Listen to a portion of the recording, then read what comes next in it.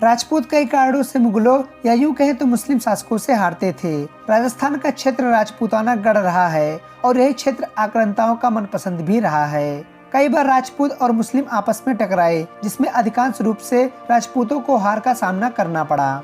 आज के इस वीडियो में हम जानेंगे कि राजपूत मुस्लिम शासकों से क्यों हारते थे। तो चलिए दोस्तों, बिना टाइम वेस्ट के वीडियो को स्टार्ट करते हैं।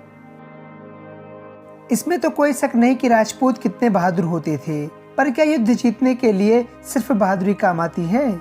आमने सामने के युद्ध तो हुए ही, पर कई बार राजपूतों को तब मरना पड़ा जब मुस्लिम सेना उनके दरवाजे पर आ जाती थी। मतलब वे जागते तब थे जब दुश्मन घर में घुस चुका होता था। और राजपूत कई बार तो ऐसे ही हमलों में पराजित हुए और उसके बाद बस लूटपाट और गुलामी का मंजर ही नजर आता था। राजपूतों की एक कमी यह भी थी कि वे केवल अपने गढ़ के बारे में सोचते थे। जैसे आमेर के राजा केवल अपने साम्राज्य के बारे में सोचते थे, चित्तौड़गढ़ के राजा केवल अपने साम्राज्य के बारे में सोचते थे। इससे ये हुआ कि उनके बीच कभी एकता नहीं बन पाई और वे एक होकर कभी नहीं लड़े। और वहीं दूसरी तरफ जो मुस्लिम शासक थे वे अफगान भी थे और तुर्क भी, लेकिन वे एक होकर लड़ते थे। और तो और कई बार इन्हें राजपूतों का सहयोग भी मिला। जैसे महाराणा प्रताप के खिलाफ अकबर को मान सिंह का सहयोग मिला था। अधिकांश राजपूत अपनी भव्यता और दिखावे को प्राथमिकता देते थे, जिस कारण वे अपने किलों की सुंदरता पर अधिक और सुरक्षा पर कम ध्यान देते थे, जिससे उन्हें आगे चलकर दुश्मन की सेना का मुकाबला करने में काफी दिक्कत आती थी। राजपूत आन बान शान की जिंदगी जीते थे। युद्ध भूमि में वे अधिकांश हाथी पर सवार होते थे। वहीं दूसरी ओर मुस्लिम शासक घोड़ों का इस्तेमाल अधिक करते थे, जो कि हाथी से अधिक तेज और युद्ध कुशल होते थे, जिसके चलते राजपूत सेना अधिक समय तक मुकाबला नहीं कर पाती थी। आप खुद ही समझ सकते हैं कि हाथी और घोड़े का इस्तेमाल कितना अधिक अंतर होता है। हालांकि कुछ राजपूत घोड़ों का भी इस्तेमाल करते थे, जैसे कि महाराणा प्रताप।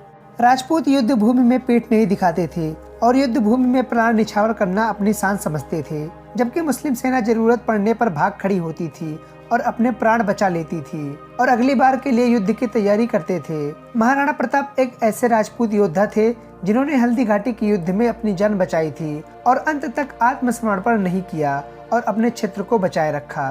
राजपूत युद्ध नियम के पक्के होते थे और अगर शत्रु सेना आत्मसमर्पण कर दे तो वे उन्हें छोड़ देते थे और लूटमार और किसी भी प्रकार का कोई अत्याचार नहीं करते थे। और वहीं दूसरी ओर मुस्लिम सेना जीतने पर भयानक नरसंहार और लूटमार करती थी, जैसा कि उन्होंने पानीपत की लड़ाई में मराठी सेना के हारने के बाद किया था। इससे उन्हें पर्याप्त धन और अस्त्र शस्त्र मिल जाते थे।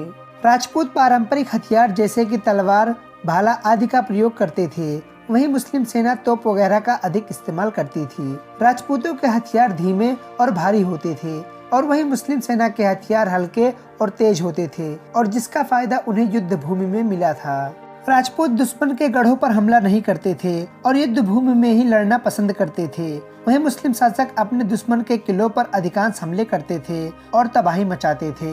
राजपूतों के मुकाबले मुस्लिम शासक अधिक क्रूर और बर्बर होते थे और हारे हुए राजा को ऐसे नहीं छोड़ते थे, या तो उन्हें मार डालते थे या अपने पाले में कर लेते थे।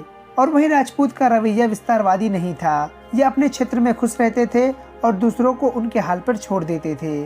और वहीं मुस्लिम शासक अपने राज्य का विस्तार करने के लिए कोई भी कीमत चुका सकते थे।